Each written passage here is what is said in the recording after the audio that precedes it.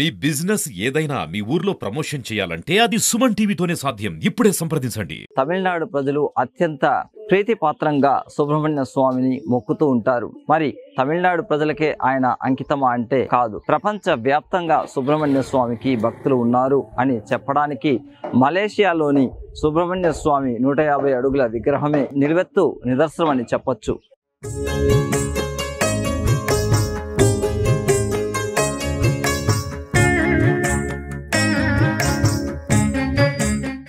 Welcome to Suman TV. This is Satyam Prasad.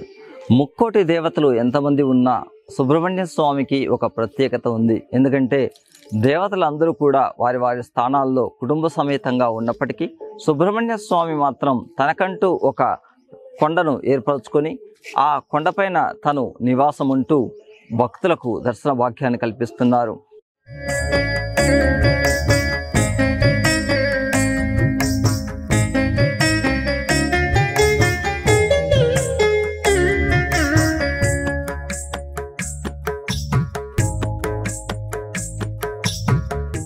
ఊట్లవారిపల్లిలో వెలిసిన వల్లి దైవయాని సమేత సుబ్రహ్మణ్య స్వామి ఆలయంలో ప్రస్తుతం మనం ఉన్నాం. ఈ ఆలయానికి ఉన్న చరిత్ర ఏమిటో తెలుసుకుందాం. ఊట్లవారిపల్లి గ్రామానికి పూర్వంలో పాళ్యం కొండ అనే పేరుండేది. ఆ పాళ్యం కొండలో సిద్ధాచారి అనే భక్తుడు నివసించేవాడు. అతను తనకు పుత్ర సంతానం కావాలని చెప్పి ఈశ్వరుణ్ణి పలు సంవత్సరాలుగా ధ్యానం చేశాడు. ఈ ధ్యాన మార్గంలో అతనికి పుత్ర సంతానం కలిగింది. ఈ పుత్రుడు జన్మించిన వెంటనే అతనికి పాలవరాయుడు అనే నామధేయం చేశారన్నమాట. 11 సంవత్సరాల ప్రాయంలో తల్లిదండ్రులు ఇద్దరూ మరణించారు.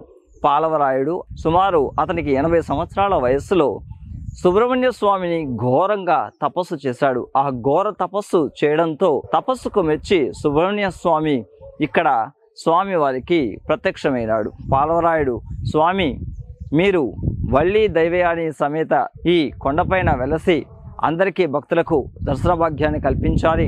మునస్వామి ఆచారి అనే వ్యక్తి కడుపు నొప్పితో బాధపడుతూ ఉన్నాడు. అతను ఒక స్వర్ణకారుడు. పాళ్యం కొండపైన ఉన్న తీర్థాన్ని నువ్వు గాని సేవించగలిగితే నీ కడుపు నొప్పి పోతుంది అని స్వప్నంలో చెప్పినట్లు ఇక్కడ చరిత్రలో ఉంది. ఇక్కడ సుబ్రహ్మణ్య స్వామి వారి దేవాలయాన్ని నిర్మించాలి అనే నిర్ణయానికి వచ్చారు. స్వామి వారిని ప్రార్థించాడు. స్వామి, ఈ కొండ అడ్డంగా ఉంది, ఈ కొండపైన మీ దేవాలయాన్ని నిర్మించాలని అనుకున్నాము అని చెప్పి స్వామి వారిని తీవ్రంగా అతను ప్రార్థించడంతో పెద్ద పిడుగుబాటు పడి ఇక్కడ ఉన్న కొండ రెండుగా విరిగి ఒక మార్గం అనేది సుగమమైంది. స్వామి వారి ఆలయాన్ని నిర్మించడం కూడా మొదలుపెట్టారు. ప్రతి మంగళవారం ఈ ఆనందగిరి పైన వెలిసిన ఆ సుబ్రహ్మణ్య వల్లి దైవాని సమేత స్వామికి ప్రతి మంగళవారం ఇక్కడ భక్తులు వచ్చి ప్రత్యేక పూజలు అర్చనలు చేస్తున్నారు. ఆడి నెల అంటే ఆడి కృత్తిక రోజు నుంచి 5 రోజుల పాటు బ్రహ్మోత్సవాలను కూడా అంగరంగ వైభవంగా వారు నిర్వహిస్తూ స్వామి వారిని ఊరేగిస్తూ భక్తులకు గ్రామంలో దర్శన భాగ్యాన్ని కల్పిస్తున్నారు.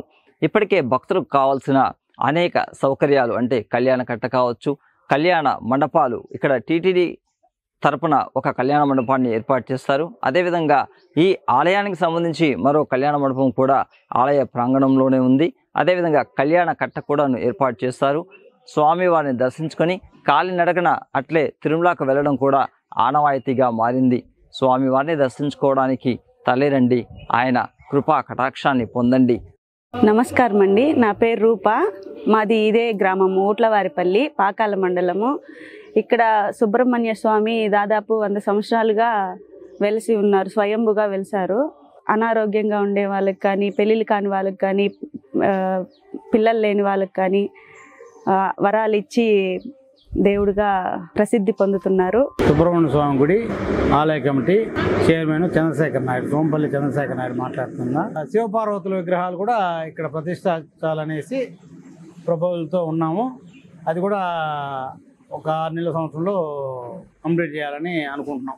ఈ రోడ్డు వెడల్పు చేయడం కానీ, బ్రిడ్జి కూడా కట్టించి అన్నీ డెవలప్ చేస్తున్నాడు మన ఎమ్మెల్యే పులివర్తి నాని గారు. కొండ చుట్టూ కూడా గిరి ప్రదక్షిణకి ఎస్టిమేషన్ పంపించాడు. అది కూడా ఆల్మోస్ట్ జూలై ఆగస్టులో స్టార్ట్ చేసి కంప్లీట్ చేస్తాం.